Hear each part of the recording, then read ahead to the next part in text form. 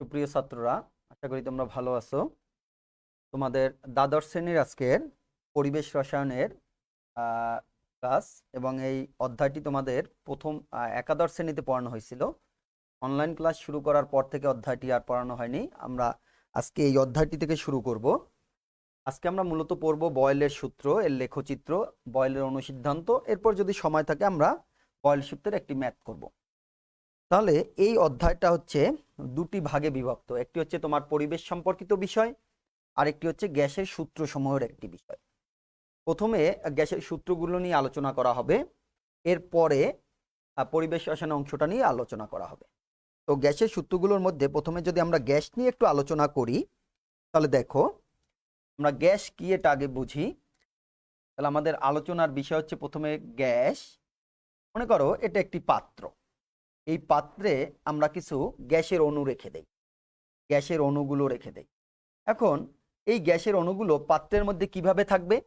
গ্যাসের অণুগুলো পাত্রের মধ্যে গতিশীল অবস্থায় থাকবে। তাহলে গ্যাসের বৈশিষ্ট্য যদি আমরা বলি, গ্যাসের বৈশিষ্ট্যগুলোর মধ্যে আমরা বলতে পারি যে গ্যাসের অণুগুলোর গতিধর্ম থাকে বা তারা গতিশীল।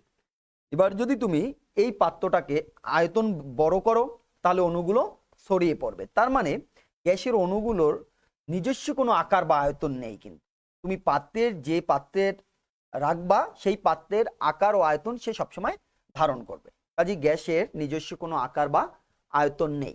এর পাশাপাশি আমরা বলতে পারি যে গ্যাসের অণুগুলোর ক্ষেত্রে তাদের পারস্পরিক আকর্ষণ বল খুব কম। এই আকর্ষণ বল কম হওয়ার কারণে তুমি যদি বাইরে থেকে চাপ প্রয়োগ করো, তাহলে গ্যাসের অণুগুলো সংকোচনশীল, অর্থাৎ সে সংকুচিত হয়, তার অণুগুলো পরস্পরের কাছাকাছি হতে পারে। আবার একইভাবে যদি তুমি গ্যাসের পাত্রের আকারটা বৃদ্ধি করে দাও, তাহলে অণুগুলো চারদিকে ছড়িয়ে পড়ে। তার মানে গ্যাসের অণুগুলো প্রসারণশীল, গ্যাসের অণুগুলো প্রসারণশীল। এর পাশাপাশি আমরা বলতে পারি গ্যাসের অণুগুলো তারা ব্যাপন ধর্ম প্রদর্শন করে। তাদের একটি নির্দিষ্ট ঘনত্ব আছে, যদিও ঘনত্বের মানটা খুব কম। তাহলে এগুলো হচ্ছে আমাদের গ্যাসের সাধারণ কতগুলো বৈশিষ্ট্য। তাহলে গ্যাসের বৈশিষ্ট্যগুলোর মধ্যে তাদের গতি আছে, তারা নির্দিষ্ট কোনো আকার বা আয়তন নেই, তাদের পারস্পরিক আন্তঃআণবিক আকর্ষণ বলের মান খুব কম, তারা প্রসারণশীল, তারা সংকোচনশীল, তারা ব্যাপন ধর্ম প্রদর্শন করে ইত্যাদি। এগুলো গ্যাসের ক্ষেত্রে প্রযোজ্য। এখন যেটা দেখা যায় যে গ্যাস এবং বাষ্প এই দুটি বিষয়ের মধ্যে কোনো পার্থক্য আছে কিনা, আমরা যদি খুঁজি গ্যাস এবং বাষ্পের মধ্যে কোনো পার্থক্য আছে কিনা, তাহলে বলা হলো যে গ্যাস হলো পদার্থের এমন একটি ভৌত অবস্থা যেখানে ওই পদার্থটি তার সন্ধি তাপমাত্রার তোমার উপরে অবস্থান করে। তাহলে সন্ধি তাপমাত্রার উপরে, যদি সন্ধি তাপমাত্রার উপরে, সন্ধি তাপমাত্রার উপরে ভৌত অবস্থাটা হবে গ্যাস। আর যদি সেটা সন্ধি তাপমাত্রার নিচে হয়, সন্ধি তাপমাত্রার নিচে, তাহলে সেটাকে আমরা বলি বাষ্প। তাহলে গ্যাস আর বাষ্পের মধ্যে মূল পার্থক্য কোথায়? মূল পার্থক্য হচ্ছে গ্যাসটা স্বাভাবিক অবস্থায় সন্ধি তাপমাত্রার উপরে থাকবে, বাষ্পটা স্বাভাবিক অবস্থায় সন্ধি তাপমাত্রার নিচে থাকবে। এ হচ্ছে মূল পার্থক্য, সন্ধি তাপমাত্রার একটা উপরে আর একটা নিচে। গ্যাস এবং ওই পদার্থের যে তরল, এই গ্যাস এবং তরল তার অর্থাৎ তার গ্যাসীয় অবস্থা এবং তরল অবস্থা পরস্পরের সাম্যাবস্থায় থাকে না। কিন্তু যে পদার্থে তুমি বাষ্প নিবা, তার তরল এবং তার বাষ্প পরস্পরের সাম্যাবস্থায় থাকে। তার মানে গ্যাসের ক্ষেত্রে তরল আর গ্যাস পরস্পর সাম্যাবস্থায় থাকবে না, কিন্তু বাষ্প যদি তুমি বলো, তাহলে তার তরল এবং বাষ্পগুলো পরস্পরের সাম্যাবস্থায় থাকে। তুমি গ্যাসকে যদি তরলে পরিণত করতে চাও, তাহলে সন্ধি তাপমাত্রার নিচে এনে তার উপর যদি চাপ প্রয়োগ করো, তাহলে সে তরল হবে। আর বাষ্পকে তুমি চাপ প্রয়োগ করেও করতে পারো, অথবা শুধু ঠান্ডা করেও তাকে তুমি তরলে পরিণত করতে পারো। তাহলে এই হচ্ছে আমাদের গ্যাস আর বাষ্পের মূল পার্থক্য। এখন আমরা যদি গ্যাস আর বাষ্প থেকে, তাহলে আমরা অবশ্যই গ্যাস কোনটা আর বাষ্প কোনটা আমরা বুঝতে পারছি। যদি গ্যাসের ক্ষেত্রে আসি, গ্যাসের ক্ষেত্রে আমরা কিছু বেসিক টপিক যদি নেই, প্রথমেই বলি গ্যাসের আয়তন। তাহলে গ্যাসের যে আয়তন, সেই আয়তন মানে কোন আয়তন?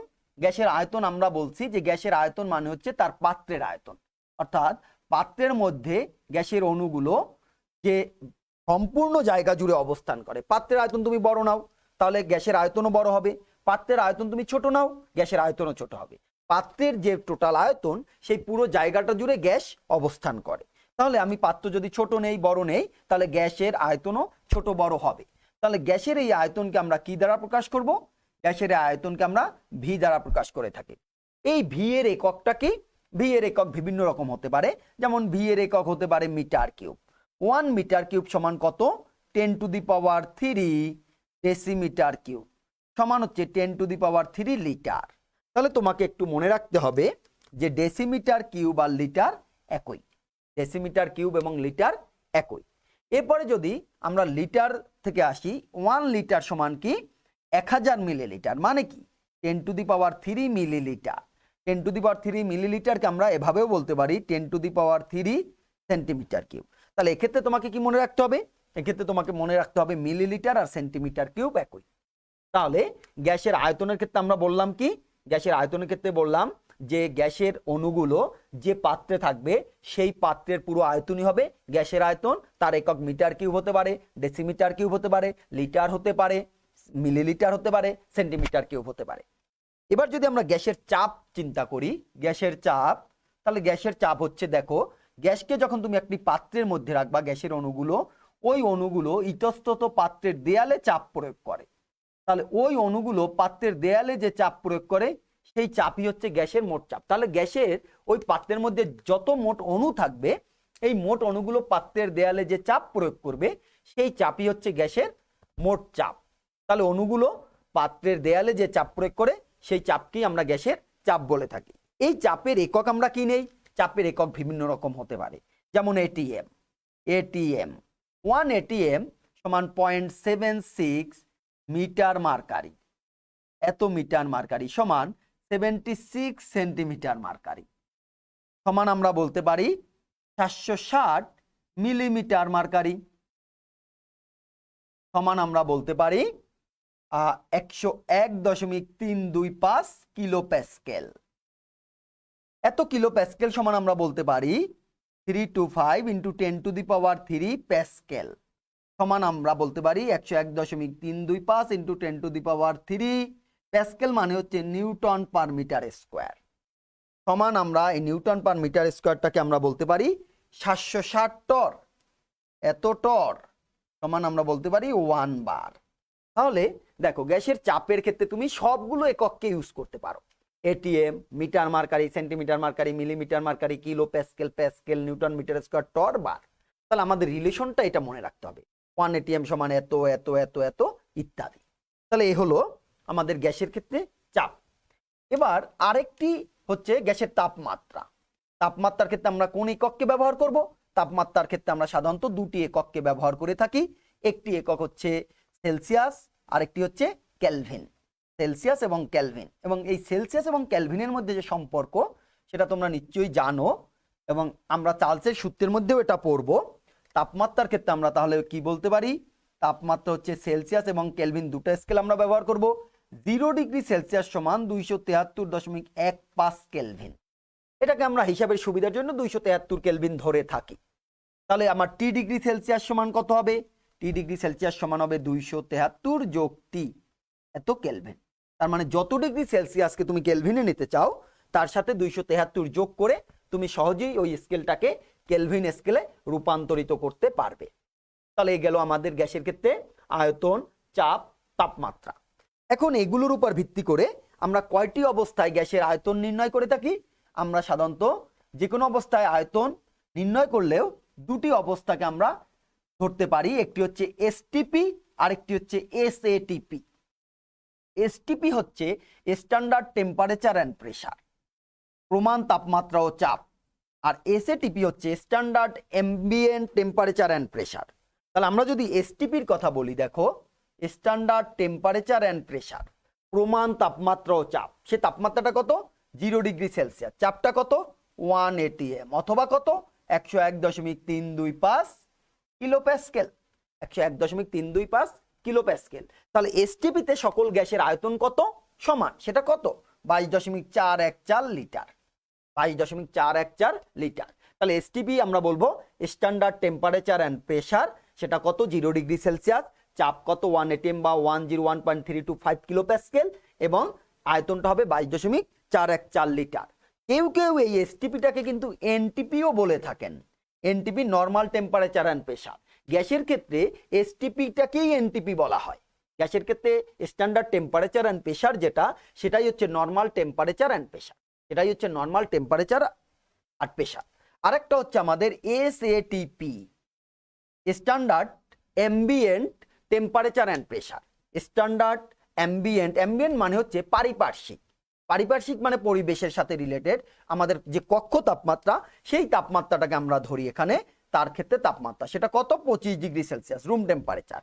এই কারণে বলা হচ্ছে standard ambient temperature and pressure. এবং প্রেশারটা কেউ কেউ 101.325 কিলো প্যাসকেলও বলেন, আবার কেউ 100 কিলো প্যাসকেলও ধরে থাকেন, মানে এটা থেকে সামান্য কম। কেউ কেউ এটাও ধরেন, কেউ এটাও ধরেন। এসিটিপিতে গ্যাসের আয়তন কত, আয়তন হচ্ছে 24.789 লিটার। লিটার, তাহলে এত লিটার মানে কি, কত মোল, 1 মোল গ্যাসের আয়তন। এত লিটার মানে 1 মোল গ্যাসের আয়তন, তার মানে 22.414 লিটার পার মোল, আর 24.789 লিটার পার মোল। তাহলে তোমাদের এটা মনে রাখতে হবে, যে কোনো গ্যাসের এসটিপিতে আয়তন এত, যে কোনো গ্যাসের এসিটিপিতে আয়তন এত। এসটিপি বা এনটিপি বলতে আমরা এটাকে বুঝি, এত ডিগ্রি সেলসিয়াস এত চাপ। এসিটিপি বলতে আমরা এত ডিগ্রি সেলসিয়াস আর এত চাপকে বুঝে থাকি। এবার আসো আমরা তাহলে এই বেসিক টপিকের পরে আমরা চলে যাই বয়েলের সূত্রে। আমরা গ্যাসের প্রথম যে সূত্রটি পড়বো সেটা হচ্ছে বয়েলের সূত্র। বয়েলের সূত্র বিজ্ঞানী রবার্ট বয়েল 1660 খ্রিস্টাব্দে দেন। রবার্ট বয়েল যে গ্যাসের সূত্রগুলো দেন, সেই গ্যাসের সূত্রগুলোতে তিনি আয়তন এবং চাপের সাথে সম্পর্ক প্রতিষ্ঠা করেন। গ্যাসের আয়তন এবং চাপের সাথে সম্পর্ক করেন তাপমাত্রাকে স্থির ধরে। তাহলে তাপমাত্রাকে যখন স্থির ধরা হয়, তখন গ্যাসের আয়তন এবং চাপের মধ্যে যে সম্পর্ক, তুমি চিন্তা করো যে কোনো গ্যাসের উপর যত বেশি তুমি চাপ প্রয়োগ করবা, তুমি একটি বেলুনে কিছু পরিমাণ গ্যাস নিয়ে তার মধ্যে চাপ প্রয়োগ করো, তাহলে বেলুনের মধ্যে আমি যত গ্যাস নিয়ে যত বেশি চাপ দিব, বেলুনটা তত কি হবে, তার আয়তন সংকুচিত হবে না প্রসারিত হবে? অবশ্যই প্রসারিত হবে। যদি প্রসারিত হয় তাহলে আমরা কি বলতে পারি, আমরা গ্যাসের ক্ষেত্রে বলতে পারি বয়েলের সূত্র অনুযায়ী যে তাপমাত্রা যদি স্থির থাকে, তাহলে তার উপর আরোপিত চাপ হবে তার আয়তনের ব্যস্তানুপাতিক। অর্থাৎ বয়েলের সূত্র অনুযায়ী আমরা এটা বলতে পারি, বয়েলের সূত্র এ অনুযায়ী আমরা এটা বলতে পারি যে স্থির তাপমাত্রায় নির্দিষ্ট ভরের কোনো গ্যাসের চাপ তার আয়তনের ব্যস্তানুপাতিক, তার আয়তনের ব্যস্তানুপাতিক। তাহলে বয়েলের সূত্র অনুযায়ী আমরা কি বলতে পারি, স্থির তাপমাত্রায় নির্দিষ্ট ভরের কোনো গ্যাসের উপর প্রযুক্ত চাপ তার আয়তনের ব্যস্তানুপাতিক। তাহলে চাপ যত তুমি বৃদ্ধি করবা, আয়তন তত সংকুচিত হবে, চাপ যত হ্রাস করবা, আয়তন তত প্রসারিত হবে। তাহলে আমরা একটু বয়েলের সূত্রটা লিখে নেই যে স্থির তাপমাত্রায় নির্দিষ্ট ভরের কোনো গ্যাসের উপর প্রযুক্ত চাপ তার আয়তনের ব্যস্তানুপাতিক। তাহলে কখন, যখন টি কে স্থির ধরে নিলাম আমরা, টি স্থির এবং ভরও স্থির, এমও স্থির। তাহলে এখানে ভর স্থির মানে মোল সংখ্যা স্থির, ভর স্থির মানে হচ্ছে মোল সংখ্যা তাহলে নির্দিষ্ট। তাহলে দেখো কয়টা রাশি নিয়ে আমরা কাজ করব, একটা আয়তন, একটা চাপ, একটা তাপমাত্রা আর একটা মোল সংখ্যা। তাহলে গ্যাসের সূত্রগুলো সবসময় ভি, পি, টি এবং এন নিয়ে কাজ করবে। ভি, পি, টি এবং এন নিয়ে কাজ করবে। এই চারটি রাশির মধ্যে যে কোনো দুটাকে স্থির ধরাবে, আর দুটিকে সাপেক্ষে দুটির সাথে রিলেশন তৈরি করা হবে। এটাই হচ্ছে গ্যাসের যত সূত্র পড়বো আমরা সব এই রাশিগুলোর সাথে রিলেটেড। তাহলে বয়েলের সূত্র অনুযায়ী স্থির তাপমাত্রায় নির্দিষ্ট ভরের কোনো গ্যাসের আয়তন তার চাপের ব্যস্তানুপাতিক। যদি তাই হয় তাহলে আমরা কি লিখতে পারি, আমরা লিখতে পারি ভি সমান কে ইন্টু 1/p, যেখানে কে হচ্ছে সমানুপাতিক ধ্রুবক। তাহলে এক্ষেত্রে আমরা লিখতে পারি পিভি সমান কে, পিভি সমান কে। তার মানে কি, তার মানে আমরা বলতে পারি যে যদি তুমি তাপমাত্রাকে স্থির ধরো, তাহলে যে কোনো গ্যাসের তাপমাত্রার যদি পরিবর্তন না করো, তাহলে যে কোনো গ্যাসের নির্দিষ্ট ভরের চাপ এবং আয়তনের গুণফল হবে সর্বদা ধ্রুবক। যে কোনো গ্যাসের চাপ এবং আয়তনের গুণফল হবে সর্বদা ধ্রুবক। তাহলে টি যখন স্থির, তখন চাপ এবং আয়তনের গুণফল হবে সর্বদা ধ্রুবক। তাহলে বয়েলের সূত্রে বলছে যে টি কে স্থির ধরা হলে যে কোনো গ্যাসের চাপ এবং আয়তনের গুণফল হবে ধ্রুবক। এখন যদি এটাকে আমরা লেখচিত্র অঙ্কন করি, দেখো লেখচিত্র যদি অঙ্কন করি ভি সমান কে ইন্টু 1/p, এটাকে যদি আমরা ভি বনাম পি লেখচিত্র অঙ্কন করি, এদিকে আমরা নিব ভি ওয়াই অক্ষে আর এক্স অক্ষে নিব পি, তাহলে আমরা এই লেখচিত্রে কতগুলো অধিবৃত্ত পাই, হাইপারবোলা। এভাবে অধিবৃত্ত পাওয়া যায়। তাপমাত্রা স্থির, তাহলে আমরা ভিন্ন ভিন্ন তাপমাত্রায় তাদের লেখগুলো পেয়ে থাকি। মনে করো এটা হচ্ছে T1, এটা হচ্ছে T2, এটা হচ্ছে T3, যেখানে T3 is greater than T2 is greater than T1। তার মানে ভি এবং পি এর বয়েলের লেখচিত্রতে তুমি T1 তাপমাত্রায় সর্বদা এই T1 এর ক্ষেত্রে যে লেখটা পেয়েছো এখানে কিন্তু তাপমাত্রা স্থির ছিল, আমি তাপমাত্রা একটু বাড়িয়ে নিলাম, বাড়ালে দেখা গেছে T2 লেখো পাই, আর একটু বাড়িয়ে নিছি তাহলে T3 পাই ইত্যাদি। এর মানে এই না যে টি কিন্তু স্থির না, ব্যাপারটা কিন্তু তা না। আমি টিকে একটা প্রক্রিয়ার জন্য 1 মান নিলাম, ওই প্রক্রিয়াটাই আমি একটু তাপমাত্রা বৃদ্ধি করে করলাম, ভি বনাম পি কিভাবে কার্ভ আসে, আরেকটু তাপমাত্রা আমি বৃদ্ধি করে দেখলাম যে কিভাবে আসে। তাহলে এই ধরনের অধিবৃত্ত পাওয়া যায়, বয়েলের সূত্রে এ ধরনের অধিবৃত্ত পাওয়া যায়। আমরা যদি এটাকে ভি বনাম 1/p করি, দেখো এই লেখটাকে আমরা যদি ভি বনাম 1/p করি তাহলে কেমন হবে। ভি বনাম 1/p যদি আমরা করি তাহলে দেখো এটা ভি 1/p, তাহলে এটাকে ধরো তুমি এম, তাহলে এটা হচ্ছে ওয়াই সমান এম এক্স, ওয়াই সমান এম এক্স সমীকরণ। তাহলে ওয়াই সমান এম এক্স এর সমীকরণে কি হয়, মূল বিন্দুগামী সরল রেখা হয়, তাহলে এটা হবে মূল বিন্দুগামী সরল রেখা, এটা হবে মূল বিন্দুগামী সরল রেখা। এভাবে মূল বিন্দুগামী সরল রেখা পাওয়া যাবে। এটা T1, এটা T2, এটা T3। কেন আমরা এই লেখচিত্রটায় দেখো শেষ পর্যন্ত যে ডট ডট রেখো আমরা ব্যবহার করছি, এটার কারণ হচ্ছে কারণ তাত্ত্বিকভাবে আমরা এটাকে মূলবিন্দুগামী পর্যন্ত করলেও আমরা প্র্যাকটিক্যালি এটাকে মূলবিন্দু পর্যন্ত যাওয়া যায় না। মূলবিন্দুতে যদি যায় তাহলে গ্যাসটার আয়তন কি হয়ে যায়, শূন্য হয়ে যায়। তাহলে তোমরা চার্লসের সূত্রের মধ্যে এটা পড়বা যে কোনো গ্যাসের আয়তন আসলে শূন্য হতে পারে না। কেন হতে পারে না, কারণ টেম্পারেচার কমাতে কমাতে এক সময় দেখা যায় যে গ্যাসটি তরলে পরিণত হয়ে যায়। এ কারণে যখন আমরা এক্সপেরিমেন্টাল কোনো ভ্যালু না পাই ওই কার্ভকে কন্টিনিউ করার জন্য এভাবে ডট ডট ডট লাইন ব্যবহার করে থাকি। মনে করো এটা এক্সপেরিমেন্টাল ভ্যালু এ পর্যন্ত আমি পেয়েছি, এরপরে কার্ভটা যদি কন্টিনিউ করতো, যদি সত্যিকারে সে আরো সামনে আগাতো তাহলে প্রক্রিয়াটা কোথায় মিলিত হতো, তখন মূলবিন্দুতে মিলিত হতো। তাহলে এটা হচ্ছে ভি বনাম 1/p যদি আমরা লেখচিত্র অঙ্কন করি। আর একটা লেখচিত্র আমরা করতে পারি পিভি বনাম পি, অর্থাৎ চাপ এবং আয়তনের গুণফল বনাম চাপ। এটা যদি লেখচিত্র অঙ্কন করো তাহলে তুমি এক্স অক্ষের সমান্তরাল কতগুলো রেখা পাবে, এক্স অক্ষের সমান্তরাল কতগুলো রেখা পাওয়া যায়, এক্স অক্ষের সমান্তরাল রেখা পাওয়া যায়। এটা T1, এটা T2, এটা T3, T1, T2, T3। তাহলে বয়েলের সূত্র অনুযায়ী আমরা এই 3 ধরনের কার্ভ দেখতে পাই। এই কার্ভগুলো কোনটা কোন রকম, কোনটা কোন সূত্রের কার্ভ সেটা জানা তোমাদের জন্য দরকার, বা সেটা কোনো সময় উদ্দীপক বা এমসিকিউতে আসতে পারে, সেক্ষেত্রে এগুলো চিনে রাখবে। ভি বনাম পি, ভি বনাম 1/p, পিভি বনাম পি। এখন দেখো এই যে কার্ভগুলো আমরা অঙ্কন করলাম, এই কার্ভগুলোতে কাকে স্থির ধরছি আমরা, তাপমাত্রাকে স্থির ধরছি। তাহলে এটাকে যদি আমরা তাপমাত্রাকে স্থির ধরি, এ কারণে এটাকে আমরা বলতে পারি, এই কার্ভগুলোকে আমরা বলতে পারি সমতাপরেখা। এটাকে কি রেখা বলতে পারি, সমতাপরেখা, বা এটাকে বলা হয় সমষ্ণলেখ, এটাকে বলা হয় সমষ্ণলেখ, বা এটাকে বলা হয় আইসোথার্ম,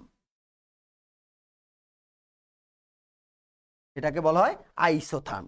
তাহলে তোমাকে যদি বলা হয় সমতাপরেখা বা সমষ্ণলেখ বা আইসোথার্ম কাকে বলে, তুমি বলবে বয়েলের সূত্রে স্থির তাপমাত্রায় যে ভি বনাম পি লেখচিত্র আমরা পাই সেটাকেই বলা হয় সমতাপরেখা বা সমষ্ণলেখ বা আইসোথার্ম। আইসো মানে একই, থার্ম মানে টেম্পারেচার, মানে একই তাপমাত্রা। তাহলে এক্ষেত্রে আমরা বয়েলের সূত্র অনুযায়ী আমরা কি পেলাম, বয়েলের সূত্র অনুযায়ী আমরা পেলাম যে পি বনাম ভি যে লেখচিত্র পেলাম, সেই ভি পি বনাম ভি লেখচিত্রকে আমরা কি বললাম, সমতাপরেখা বা সমষ্ণলেখ বা আইসোথার্ম বলা হয়। এবার দেখো এই বয়েলের সূত্রকে যদি আমরা পিভি বনাম কে, পিভি সমান কে, এই সূত্রটার ক্ষেত্রে আমরা যদি একটু চিন্তা করি যে আমি ভিন্ন ভিন্ন চাপ প্রয়োগ করব। যদি আমরা ভিন্ন ভিন্ন চাপ প্রয়োগ করি তাহলে আয়তন তো অবশ্যই পরিবর্তিত হবে। চাপ আমি ভিন্ন নিলে আয়তন অবশ্যই ভিন্ন হবে। আমি মনে করি একটি গ্যাসের উপর আমি চাপ প্রয়োগ করলাম P1 আর P2, যেখানে P1 এর থেকে P2 বড়। যদি তাই হয় সেখানে আমি ধরে নিলাম আয়তন যথাক্রমে V1, আয়তন যথাক্রমে V1 ও V2। P1 ও P2 চাপে কোনো গ্যাসের স্থির তাপমাত্রায় আয়তন যথাক্রমে V1, V2। তাহলে P1 চাপে আয়তন V1, P2 চাপে আয়তন V2। তাহলে P1 চাপে আমরা লিখতে পারি P1 V1 সমান কে, P2 চাপের ক্ষেত্রে আমরা কি বলতে পারি P2 V2 সমান কে। তাহলে এভাবে যদি তুমি আরো নাও পরিবর্তিত চাপ P3, আয়তন পাবে V3, চাপ নিলাম P4, আয়তন পাবো V4, তার মানে P3 V3 সমান কে, P4 V4 সমান কে। যতগুলোই রাশি নাও সবার গুণফলই ওই চাপ এবং আয়তনের গুণফল সমান হবে কে। তাহলে আমরা কি বলতে পারি? আমরা বলতে পারি P1V1 সমান P2V2। আমরা বলতে পারি P1V1 সমান P2V2। যদি আমি আরো রাশি নেই তাহলে আমি বলতে পারি P1V1 সমান P2V2 সমান P3V3 সমান P3V4 dot dot dot dot dot. যত রাশি নিব আমি তত রাশিকেই এই চাপ এবং আয়তনের গুণফলগুলো একই থাকবে। চাপ এবং আয়তনের গুণফলগুলো একই থাকবে। মানে হলো তুমি তাপমাত্রাকে স্থির ধরে রাখছো, এই স্থির তাপমাত্রায় তুমি চাপ প্রয়োগ করে যে আয়তন পেয়েছো, তাহলে চাপ যত তুমি প্রয়োগ করবে আয়তন তত সংকুচিত হবে, কিন্তু চাপ এবং আয়তনের গুণফলের মানটা সর্বদা ধ্রুবক হবে। চাপ এবং আয়তনের গুণফলের মানটা সর্বদা ধ্রুবক হবে। তাহলে বয়লের সূত্রে আমরা পেলাম পিভি সমান কে, সেখান থেকে আমরা সেটাকে ভিন্ন ভিন্ন চাপে যে ভিন্ন ভিন্ন আয়তন পাই সেটাকে আমরা লিখতে পারি P1V1 সমান P2V2 সমান P3V3 ইত্যাদি ভাবে কে করতে পারি। তাহলে আমরা বয়লের সূত্র দেখলাম, বয়লের গাণিতিক সমীকরণ দেখলাম, সেই অনুযায়ী বয়লের লেখচিত্রগুলো দেখলাম। এরপরে আমরা সেটাকে ভিন্ন চাপের ক্ষেত্রে প্রয়োগ করে এই সমীকরণ পেতে পারি।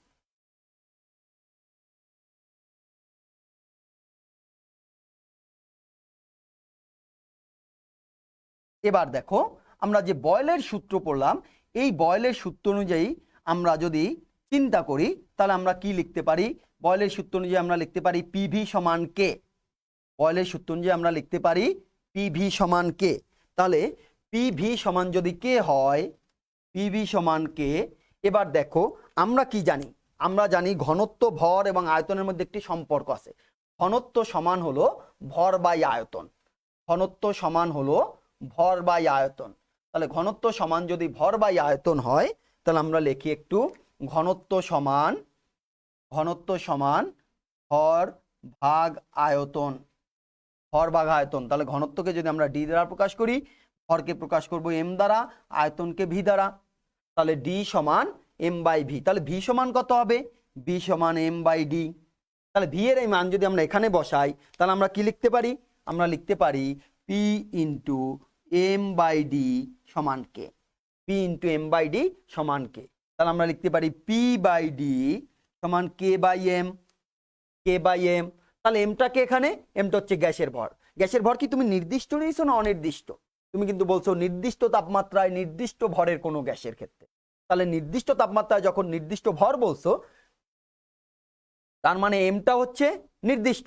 নির্দিষ্ট মানে কনস্ট্যান্ট। তাহলে কেও কনস্ট্যান্ট। দুটি কনস্ট্যান্টের অনুপাত, যোগ বিয়োগ যাই করো সেটা কনস্ট্যান্ট হবে। তাহলে সেটাকে আমরা যদি অন্য একটি কনস্ট্যান্ট দ্বারা প্রকাশ করি তাহলে পি বাই ডি সমান কে প্রাইম লিখলাম। তাহলে এখানে কে প্রাইমটা কি? কে প্রাইমটা সমান হচ্ছে কে প্রাইমটা হচ্ছে কে বাই এম। কে প্রাইমটা হচ্ছে আমার কে বাই এম সমান অন্য একটি ধ্রুবক, অ্যানাদার কনস্ট্যান্ট। অন্য একটি ধ্রুবক বা অ্যানাদার কনস্ট্যান্ট। তাহলে আমরা কি বলতে পারি? আমরা বলতে পারি পি সমান কে প্রাইম ইন্টু ডি। তাহলে আমরা এটাকে কি লিখতে পারি? পি সমানুপাতিক ডি। আমরা কি বলতে পারি? পি সমানুপাতিক ডি। তাহলে কি বললাম আমরা? আমরা বলতে পারি বয়লের সূত্র থেকে এটা বলতে পারি যে নির্দিষ্ট তাপমাত্রায় নির্দিষ্ট ভরের কোনো গ্যাসের উপর প্রযুক্ত চাপ তার ঘনত্বের সমানুপাতিক। কোনো গ্যাসের উপর প্রযুক্ত চাপ তার ঘনত্বের সমানুপাতিক। তাহলে চাপ যত তুমি বৃদ্ধি করবা ঘনত্ব তত বৃদ্ধি পাবে, চাপ যত তুমি হ্রাস করবা ঘনত্ব তত হ্রাস পাবে। তাহলে পি সমানুপাতিক ডি, এটা হচ্ছে বয়লের অনুসিদ্ধান্ত। তাহলে আমরা লিখি একটু বয়লের অনুসিদ্ধান্ত। সেখান থেকে আমরা আসলাম পিভি সমান কে। এবার এই ভি সমান এই মানটা বসিয়ে দিলাম আমরা ভর বাই ঘনত্ব। সেখান থেকে আমরা এটা প্রতিপাদন করতে পারি পি সমানুপাতিক ডি, অর্থাৎ স্থির তাপমাত্রা ও চাপে কোনো গ্যাসের উপর প্রযুক্ত চাপ তার ঘনত্বের সমানুপাতিক। চাপ যত বৃদ্ধি করা হবে ঘনত্ব তত বৃদ্ধি পাবে। এবার তুমি মনে করো চাপ নিছো P1, তুমি মনে করো চাপ নিয়েছো P1, তখন তুমি ঘনত্ব পেয়েছো D1 ধরে নাও। এবার যদি আমি চাপ একটু বৃদ্ধি করি, চাপ বৃদ্ধি করে আমি P2 তৈরি করলাম চাপ, তাহলে তার ঘনত্ব কত হবে? ঘনত্ব মনে করো D2। তাহলে P1 চাপে আমার ঘনত্ব D1, P2 চাপে ঘনত্ব D2। তাহলে এই সমীকরণটাকে আমি কি লিখতে পারি? এটাকে আমি লিখতে পারি P1 সমান K প্রাইম D1, P2 সমান K prime D2।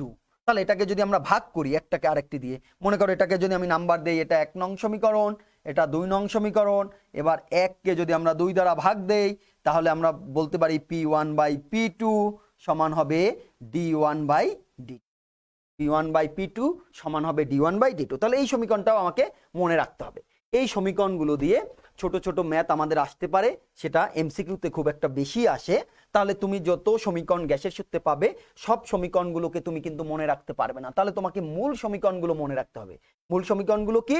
V P এর ব্যস্তানুপাতিক ওই একটি, আর পি ডি এর সমানুপাতিক এটি। যখন তোমার এই সমীকরণ দরকার হবে, ম্যাথগুলো যদি সাজাও তুমি, যেখানে দেয়া আছে এটা সেটা দিয়ে যদি তুমি সাজিয়ে রাখো, সাজালেই তুমি এই সমীকরণ এখান থেকে প্রতিপাদন করে সহজেই নিতে পারবে। তাহলে এই হচ্ছে আমাদের বয়েলের সূত্রের অনুসিদ্ধান্ত। তাহলে আমরা শুরু থেকে যদি একটু দেখি, আমরা কি পড়লাম? আমরা পড়লাম বয়েলের, তোমার প্রথমে পড়লাম গ্যাসের বৈশিষ্ট্যগুলো দেখলাম। বৈশিষ্ট্যগুলো দেখার পরে আমরা পড়লাম যে গ্যাস এবং বাষ্পের মধ্যে পার্থক্য কি। তারপরে আমরা গ্যাসের আয়তন, চাপ এবং তাপমাত্রার এককগুলো দেখলাম, এবং এক একক থেকে অন্য একক যদি আমাকে যেতে হয় তাহলে কিভাবে সেটা পরিবর্তিত হচ্ছে সেটা দেখলাম। এরপরে আমরা বয়েলের সূত্র পড়লাম, বয়েলের লেখচিত্র অঙ্কন করলাম, বয়েলের অনুসিদ্ধান্ত পড়লাম। আমাদের মোটামুটি এই পর্যন্ত হচ্ছে আজকের বয়েলের সূত্র। এখন যদি বয়েলের সূত্র দিয়ে আমরা দু একটি ম্যাথ করার চেষ্টা করি, আসো আমরা একটা ম্যাথ করার চেষ্টা করি বয়েলের সূত্র দিয়ে। তোমরা একটু সবাই খাতা নিয়ে ম্যাথটা লেখো। আমরা একটা বয়েলের সূত্রে ম্যাথ, আমাদের পরবর্তী লেকচার থেকে চার্লসের সূত্র শুরু হবে। তা আমরা আজকের বয়েলের সূত্রের মধ্যেই থাকবো এবং বয়েলের সূত্রের এটার একটা ম্যাথ করব আমরা। তো তোমরা একটা ম্যাথ লেখো সবাই।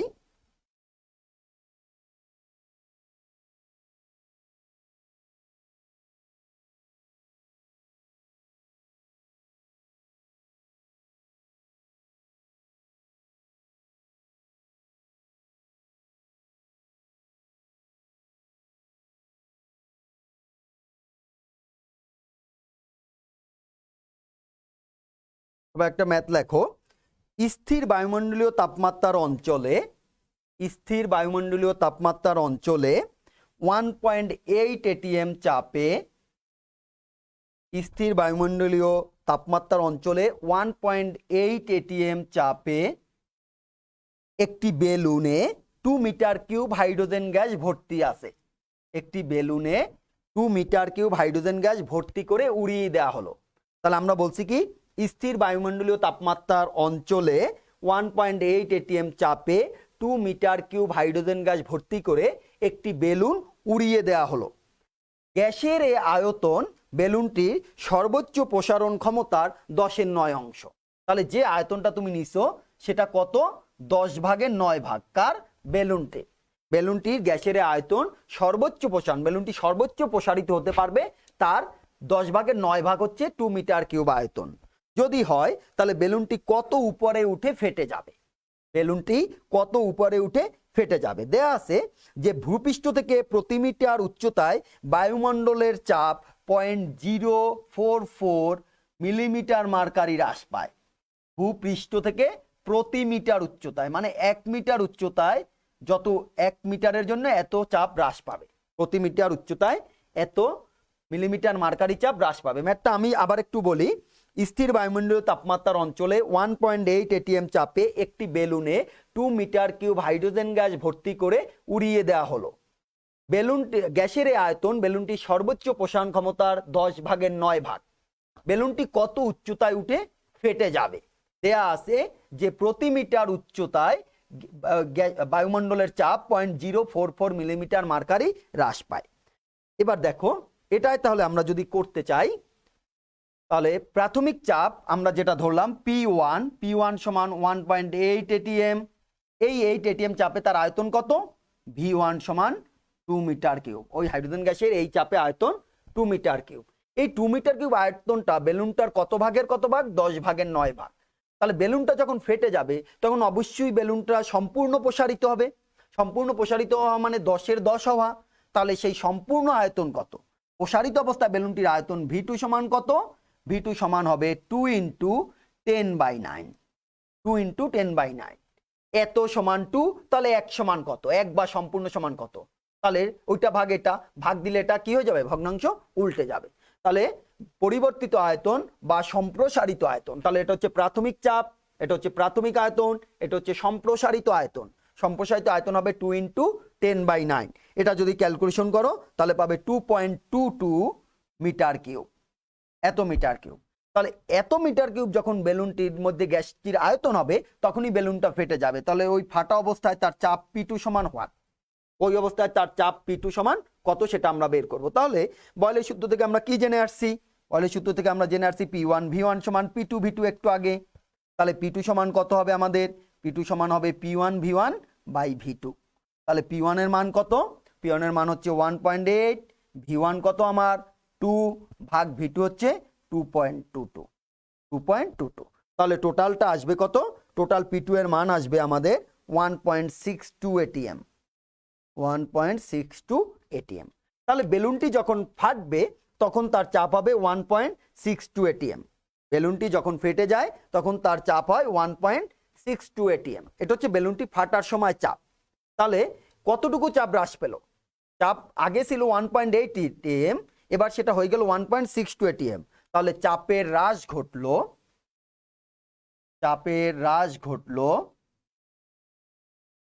সমান 1.8 মাইনাস 1.62 সমান আমরা বলতে পারি কত এটিএম? 0.18 এটিএম। এত এটিএম সমান কত মার্কারি? তোমাদের পড়ানো হয়েছে মিলিমিটার মার্কারি। 1 এটিএম সমান 760 মিলিমিটার মার্কারি। তাহলে 0.18 ইন্টু 760 এত মিলিমিটার মার্কারি সমান আমাদের কত আসবে? যে মানটা আসবে সেটা হচ্ছে আমাদের 136.8 মিলিমিটার মার্কারি। এত চাপ যদি হ্রাস পায় বেলুনটি উপরে উঠতে উঠতে, তখনই বেলুনটি ফেটে যাবে। এত মিলিমিটার মার্কারি চাপ হ্রাস পেলে। তাহলে প্রতি মিটার উচ্চতায় চাপ হ্রাস পাবে কত? 0.044 মিলিমিটার মার্কারি। প্রতি মিটার উচ্চতায় চাপ হ্রাস পাবে 0.044 মিলিমিটার মার্কারি। তাহলে আমরা লিখতে পারি 0.044 মিলিমিটার মার্কারি চাপ হ্রাস পায় 1 মিটার উচ্চতায়। 1 মিটার উচ্চতায়। তাহলে আমার 1 মিলিমিটার মার্কারি চাপ হ্রাস পাবে 1/044 মিটার উচ্চতায়। তাহলে 136.8 মিলিমিটার মার্কারি চাপ হ্রাস পাবে 1 ইন্টু 136.8 ভাগ 0.044 এত মিটার উচ্চতায় সমান। যদি ক্যালকুলেশন করো, তোমরা নিজেরা করো, আমি বোর্ডটা দেখে তুলে দিচ্ছি। 3109.1 এত মিটার হবে। 3109.1 মিটার। তার মানে 3109.1 মিটার উচ্চতায় এই বেলুনটি ফেটে যাবে। এত মিটার উচ্চতায় বেলুনটি ফেটে যাবে। তাহলে বয়লের সূত্রে যদি আসে, এই ম্যাথটা খুব ইম্পর্টেন্ট, এই নিয়মের ম্যাথ আসতে পারে। তাহলে P1V1 P2V2 এই সূত্রেরই ম্যাথ তোমাদের বেশি। এভাবে তোমরা এই সূত্রের ম্যাথ যেগুলো আছে সেগুলো তোমরা বাসায় প্র্যাকটিস করবে। আবার তোমরা ঘনত্বের ম্যাথ দিয়েও করতে পারো। যেমন আরেকটি ম্যাথ যদি আমরা একটু দেখি, দেখো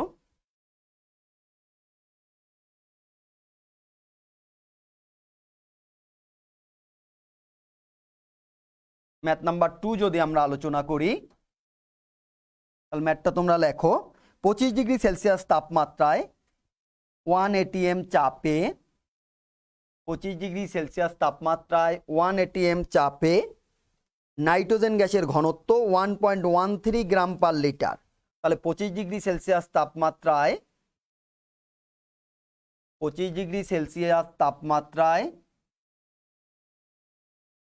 1 ATM চাপে নাইট্রোজেন গ্যাসের ঘনত্ব কত? 1.13 গ্রাম পার লিটার যদি হয়, তাহলে বলছে একই তাপমাত্রায় চাপ 3 গুণ করা হলে, একই তাপমাত্রায় চাপ 3 গুণ করা হলে তার আয়তন কত হবে? একই তাপমাত্রায় চাপ 3 গুণ করা হলে গ্যাসটির ঘনত্ব কত হবে? তাহলে তাপমাত্রা আমরা একই রেখে যদি চাপকে 3 গুণ করি তাহলে তার ঘনত্ব কত হবে? এই ম্যাথগুলো খুব সোজা ম্যাথ, এটা তোমরা পারবে এমনিতেই। এই ম্যাথগুলো তোমাদের সিকিউতে খুব একটা আসবে না, এমসিকিউতে এই ছোট ছোট ম্যাথগুলো আসে।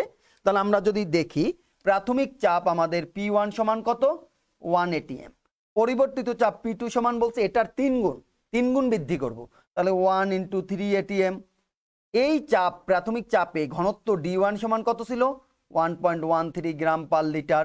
তাহলে পরিবর্তিত চাপে ঘনত্ব D2 সমান কত হবে? হোয়াট হবে? এটা কখন? যখন আমরা তাপমাত্রাকে একই রাখবো 25 ডিগ্রি। তাহলে তোমরা জানো বয়েলের অনুসিদ্ধান্ত কি পড়লাম আমরা? P1/P2 সমান D1/D2, P1/P2 সমান D1/D2। তাহলে আমরা কি বের করব? D2 বের করব। D2 সমান কত হবে? D1 × P2 ভাগ P1। তাহলে D1 কত আমাদের? D1 এর মান 1.13, P2 কত? 3 ভাগ P1 কত? 1। তার মানে এটা 3 গুণ, 3.39 এত গ্রাম পার লিটার, এত গ্রাম পার লিটার। এই হচ্ছে মোটামুটি বয়েলের সূত্রে P1V1 এর ম্যাথ আর P1/P2 সমান D1/D2 এই ম্যাথ। তাহলে আমরা আজকে বয়েলের এই সূত্র পর্যন্তই থাকবো। আমরা পরবর্তী লেকচারে চার্লসের সূত্র দিয়ে শুরু করব। তো তোমরা বইতে যে ম্যাথগুলো আছে আমি দুটা নিয়মের দুটা ম্যাথ দেখিয়ে দিলাম তোমাদের, তোমরা থিওরিটা পড়ার পরে এই ম্যাথগুলো প্র্যাকটিস করবে। তো ভালো থেকো সবাই। আজকে আমাদের এই পর্যন্তই থাকলো, বয়েলের সূত্রটা পর্যন্ত। আমরা পরের লেকচারে চার্লসের সূত্র থেকে শুরু করব।